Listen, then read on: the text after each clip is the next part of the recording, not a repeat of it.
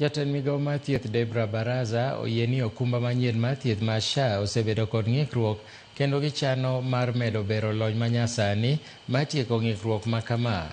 Kaka jafwamb weche marwa Nyakidi lero, Barasa omedo ni gitiyo kachiel gi piny owacho mar yudo yore mag tieko gope mag NHIF. Koloso e gwenge ma Kisima kaunti ma Samburu, Jatend migao mar thieth Debra Barasa oyango ni gwenge motuo pod ni piny ahinya e weche mag ndikruok ne okumba manyien mar thieth mar SHA.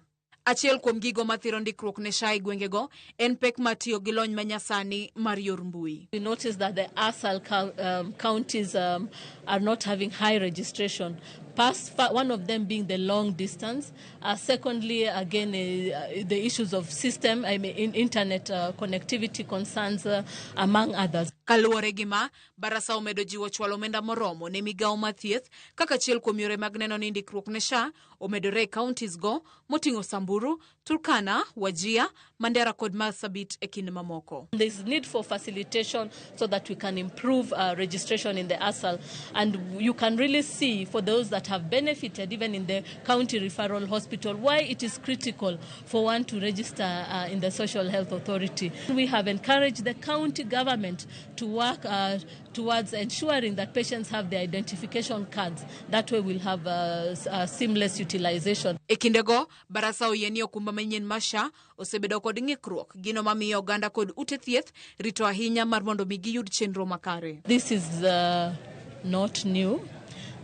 Systems do have challenges, and even when you look at the best systems in the world, NHS, waiting time is always a challenge. System interruption can occur, and we acknowledge that.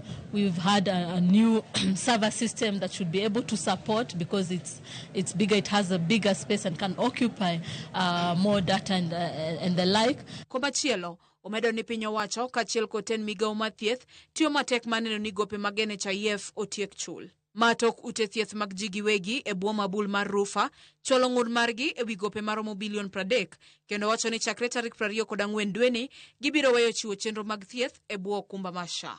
I believe that the PS for medical services also address the concerns and the grievances by the RUFA team, critical to them being NHIF debt, of which we are sitting as a ministry to review and see how we can have a plan so that we can gradually, pay off the debt. We are declaring an indefinite suspension of Social Health Authority services due to unpaid arrears, NHIF arrears, and an unworkable outpatient reimbursement model. Nyakidi, Ramogi TV.